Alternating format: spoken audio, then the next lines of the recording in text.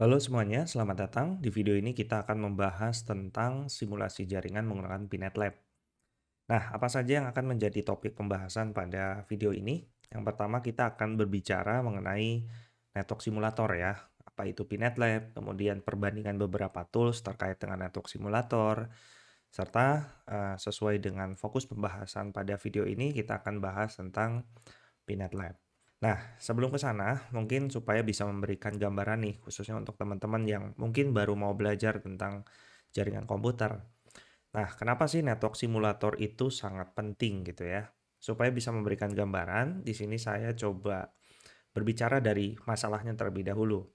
Jadi, untuk teman-teman yang ingin mempelajari jaringan komputer, terkadang terpikir mungkin banyak sekali hambatannya ya. Salah satunya implementasi jaringan komputer itu pasti akan membutuhkan sebuah perangkat, dan jumlah perangkat di jaringan komputer itu banyak sekali.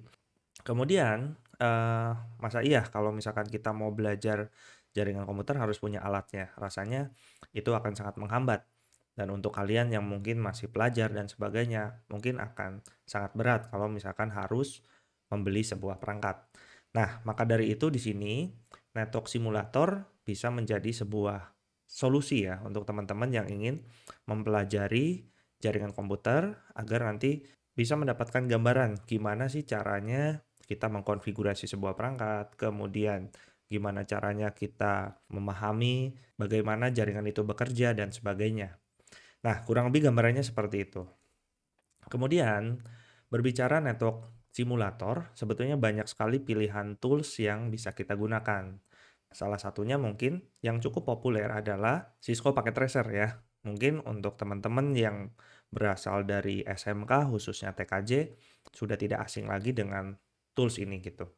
Nah, Cisco Packet Tracer sendiri merupakan tools yang cukup populer ya, yang dikembangkan oleh Cisco untuk menjalankan atau mensimulasikan berbagai macam perangkat, tentunya di ekosistem Cisco.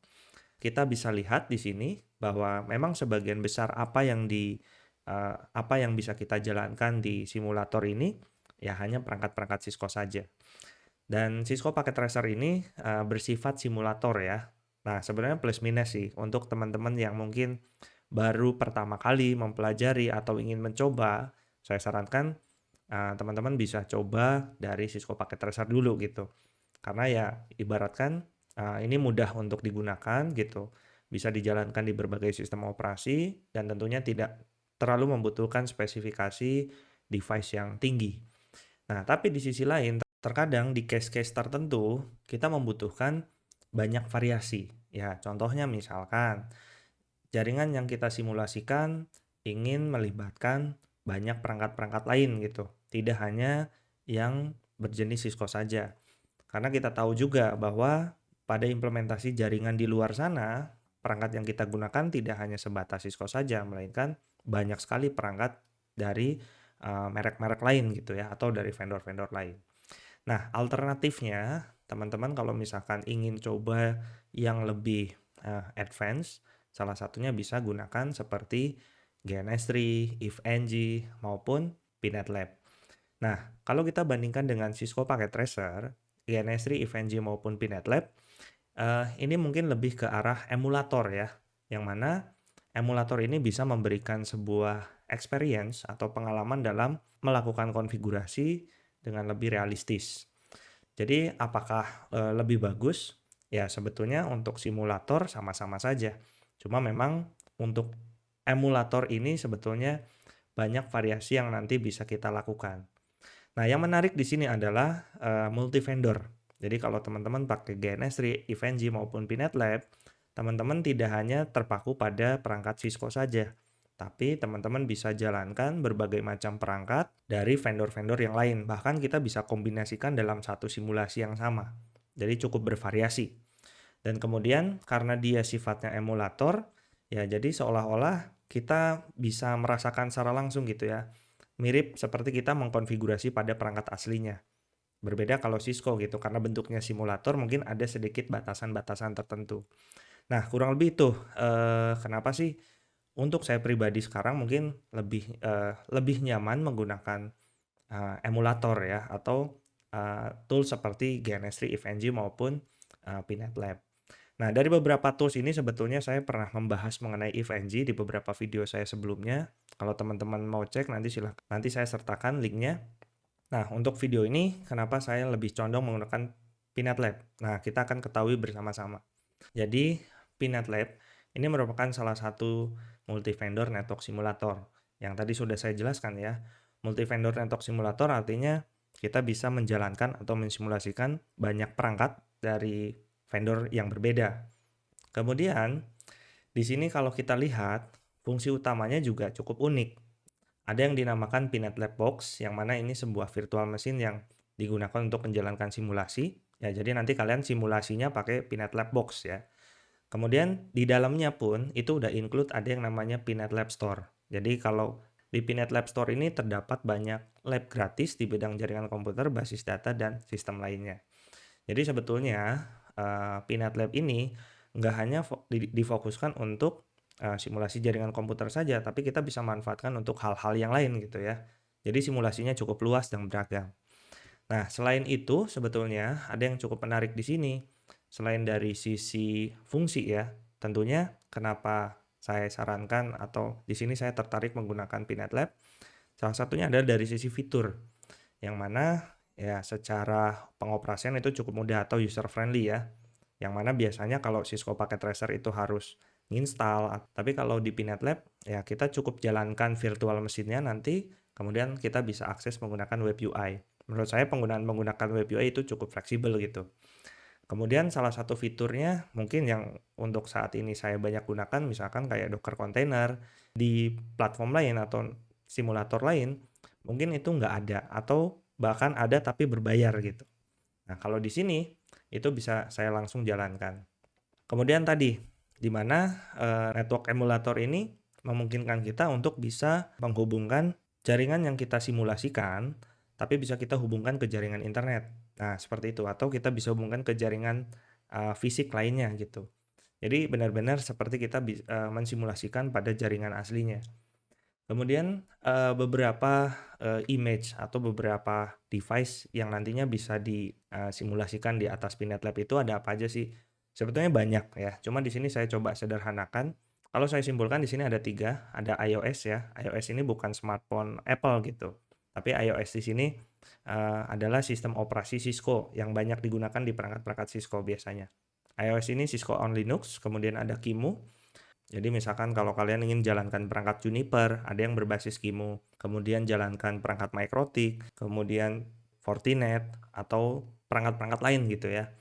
Jadi tidak hanya sebatas Cisco saja, tapi sangat banyak sekali. Nanti mungkin teman-teman bisa cek di situs resmi PinetLab-nya. Kemudian ada juga Dynamips. Jadi dari sekian banyak tadi ya, fitur dan sebagainya, kalau saya bandingkan, ya ini cukup unggul gitu. Apalagi dari sekian banyak fitur ini yang bisa kita jalankan di PinetLab, kita bisa dapatkan secara gratis. Nah, pengalaman saya pakai IfNG misalkan, IfNG itu di dalamnya terdapat beberapa versi. Ada yang Community Edition yang free, ada yang profesional, ada yang Learning Center. Nah, itu terkadang beberapa fitur ada yang tidak bisa saya gunakan di versi community. Nah, sedangkan kalau di PinetLab itu bisa kita dapatkan secara free. Maka dari itu, di sini rasanya cukup menarik untuk kita coba ya, supaya nantinya simulasinya lebih beragam, kemudian banyak perangkat yang memang bisa kita demonstrasikan, bisa kita simulasikan lebih luas gitu. Nah, di sini saya nggak akan berbicara teori saja, tapi kita akan coba gimana sih caranya menjalankan ya. Nah, nanti kita akan praktekkan ya supaya nanti teman-teman bisa dapat gambaran nih bentuk toolsnya seperti apa, cara menggunakannya bagaimana, dan seterusnya. Nah, sebelum ke sana mungkin ada persiapan yang perlu dilakukan. Karena kalau kita lihat, PinetLab ini merupakan sebuah virtual mesin ya. Pastinya kita perlu platform virtualisasi untuk bisa menjalankan PinetLab. Jadi persiapan yang harus dilakukan pastikan nanti teman-teman bisa pilih salah satu, bisa itu menggunakan VMware Workstation yang berbayar ataupun VMware Player itu yang free. Dan nanti PinetLab-nya itu kalian bisa download di situs resminya langsung pinetlab.com ya. Oke, kemudian gambaran umum terkait dengan tahapannya ada apa saja sih? Simple sebetulnya.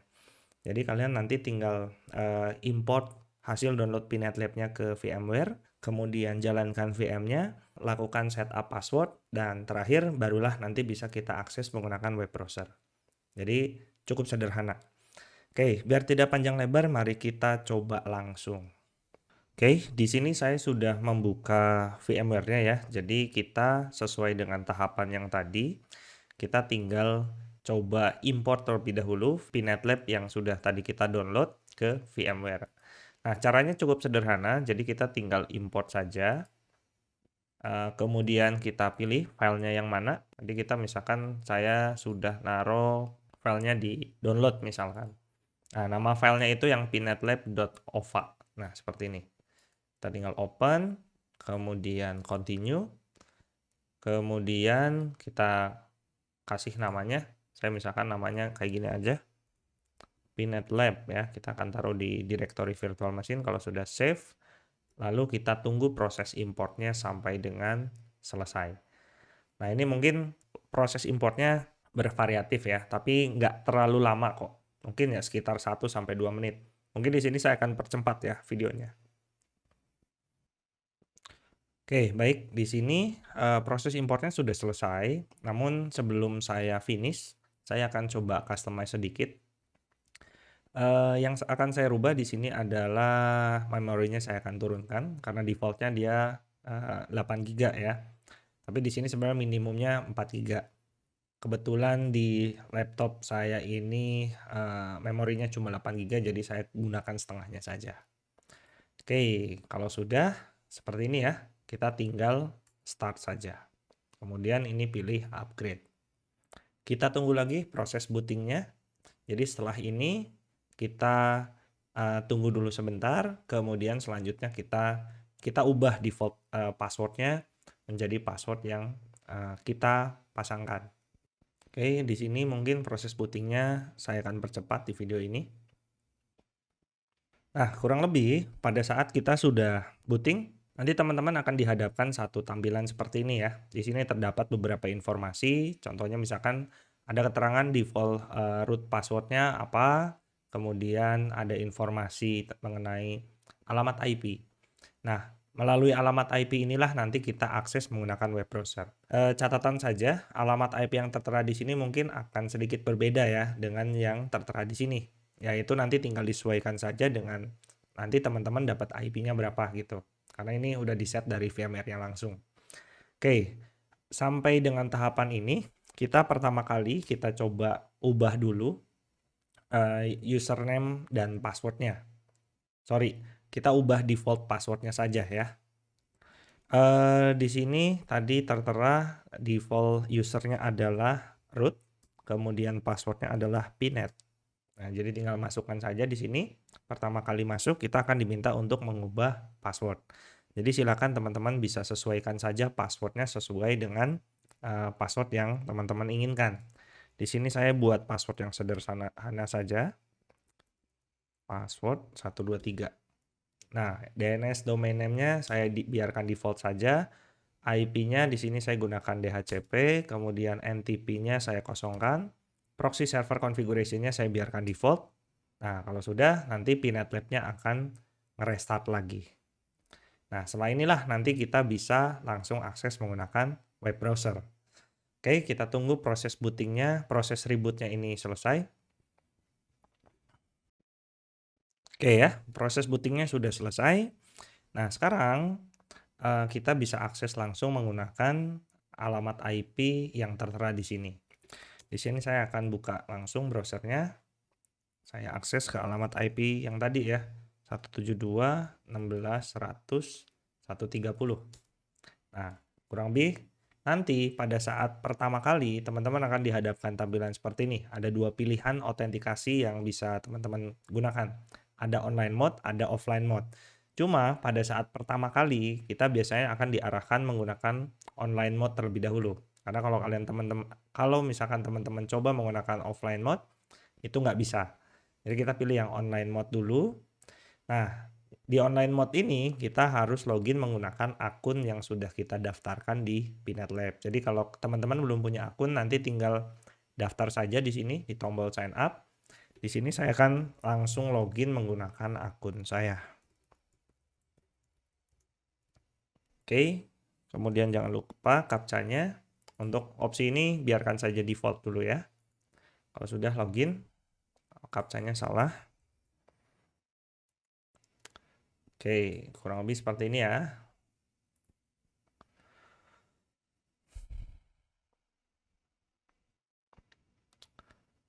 Nah, gambaran umum dari halaman utama Pinet Lab-nya kurang lebih seperti ini. Karena kita belum ada lab apa-apa, jadi masih kosong semua. Nah, balik lagi ke yang tadi nih. Ada satu fitur yang menarik menurut saya ya. Sebelumnya tadi saya jelaskan, di Pinet Lab ini kan ada dua. Ada Pinet Lab Box. Pinet Lab Box ya ini, platform untuk simulasinya. Ada Pinet Lab Store gitu. Nah, Pinet Lab Store bentuknya kayak gimana? Ya, kurang lebih seperti ini ya. Jadi teman-teman di sini bisa menemukan banyak sekali lab gratis yang nanti bisa digunakan nih. Teman-teman yang mau belajar Cisco misalkan, Cisco routing switching, CCIE segala macam ada di sini, Juniper, kemudian yang lain-lain, automation dan sebagainya. Jadi ini bisa teman-teman manfaatkan untuk mempelajari atau mensimulasikan beberapa case gitu. Dan ini bisa teman-teman download kok yang gratis ya. Nah, saya akan kembali lagi ke yang sebelumnya. Kita kembali lagi ke Pinet Box. Nah, kurang lebih tampilannya seperti ini ya. Jadi masih kosong, kita akan coba buatkan. Teman-teman bisa tambahkan lab baru menggunakan menu ini. Ada ya keterangannya Add New Lab. Kemudian kita isikan namanya demo misalkan. Kemudian kita add. Nah, nanti kita akan langsung diarahkan ke halaman workspace-nya. Jadi disinilah nanti kita akan menjalankan perangkat yang akan kita simulasikan. Ini logonya saya hapus dulu. Nah, pengoperasiannya gimana? Di sebelah kiri, di sini ada beberapa opsi menu. Untuk menambahkan perangkat, teman-teman bisa pilih Add Object di sini ya. Atau bisa klik kanan, itu sama saja. Add Object, kita mau tambahkan apa? Node, Network, Picture, dan sebagainya. Untuk menambahkan perangkat, kita pilih yang Add Node.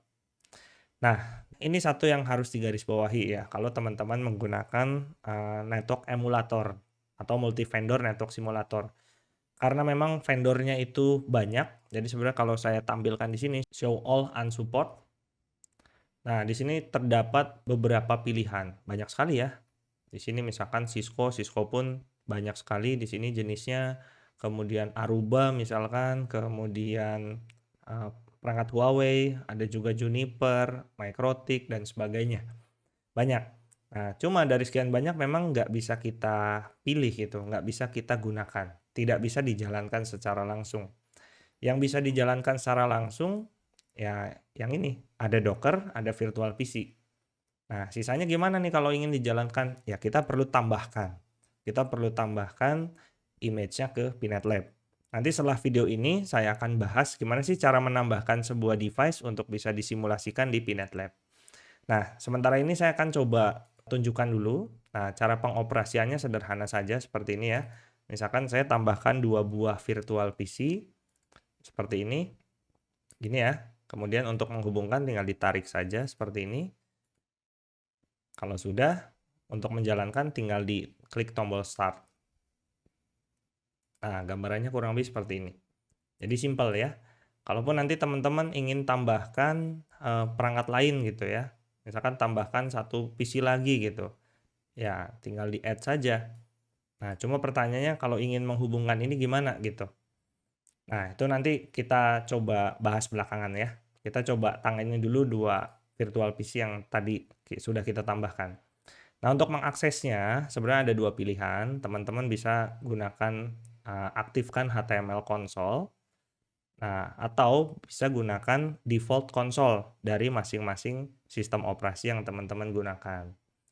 Nah, di sini kebetulan saya pakai default console ya, nggak pakai HTML console. Saya lebih nyaman pakai default console. Jadi saya tinggal akses seperti ini. Nah, nanti akan muncul seperti ini. Oke, saya akses dulu dua-duanya. Anggaplah di sini PC 1 saya akan set IP-nya berapa gitu ya. Di sini kan ada keterangan nih. Tekan tanda tanya katanya untuk menampilkan bantuan. Ya, tinggal dicoba saja. Nah, untuk nambahin IP kira-kira yang mana nih? Ya, contohnya ini. IP, tanda tanya lagi misalkan. Oh, ternyata untuk menambahkan IP itu bisa langsung diisi alamat IP address-nya berapa, kemudian di sini ada contohnya ya. Ya, contohnya langsung aja dah di sini IP. Di sini IP-nya saya set 10.10.10.1/24 untuk PC 1. Kemudian di PC 2 IP 10.10.10.2/24. Nah, kita cek. Oke, sudah ya. Ini juga sudah. Nah, cara ngetesnya gimana? Cara ngetesnya simpelnya tinggal di ping lah. Kalau kita mau ngeping dari PC 2 ke PC 1 ya kita pilih yang PC 2, kemudian kita ping ke alamat IP PC 1. Nah, sesimpel itu kok. Ya, ini untuk penggunaan VPC. Jadi ini mensimulasikan klien lah. Nah, kurang lebih seperti ini bentuknya. Nanti ke depannya ya teman-teman bisa jalankan banyak sekali perangkat gitu. Nggak hanya virtual PC seperti ini saja. Banyak pilihannya. Tadi salah satunya kita bisa menjalankan Docker container ya. Atau bisa menjalankan sistem operasi Ubuntu misalkan, Ubuntu server, Ubuntu desktop, dan sebagainya kita bisa simulasikan di sini. Nah itu menariknya di Pinet Lab karena kita nggak terfokus pada satu perangkat saja, tapi banyak perangkat yang bisa kita kombinasikan, bisa kita simulasikan menggunakan simulator ini. Oke, lanjut ke yang tadi mungkin. Di sini saya akan stop dulu ya. Bagaimana kalau misalkan ini ingin dihubungkan juga? Biasanya teman-teman perlu perangkat switch. Cuma kalau di sini kita lihat, belum ada perangkat switch yang ada ya. Kita akan tambahkan perangkat switch ya. Salah satunya misalkan menggunakan Cisco switch gitu ya. Nah, cuma karena di sini belum ada perangkat switch, triknya itu bisa teman-teman tambahkan network. Nah, pilih type-nya yang bridge. Nah, ini kalau cuma hanya penghubung biasa gitu ya. Sebenarnya fungsinya mirip kayak switch sih. Oke, ini saya hapus dulu. Jadi kalau teman-teman mau mengubah jalur, pastikan perangkatnya di stop dulu. Nah, ini saya akan tambahkan ke sini. Nah, seperti ini ya. Nah, nanti kita tinggal jalankan kembali. Kemudian setting IP, ya udah. Kita tinggal tes misalkan menggunakan ping. Nah, kurang lebih seperti itulah gambarannya ya. Nah, mengenai beberapa hal kaitannya dengan Pinet Lab. Jadi silakan nanti teman-teman bisa coba. Nah, setelah video ini mungkin saya akan jelaskan gimana sih cara menambahkan sebuah perangkat ke Pinet Lab.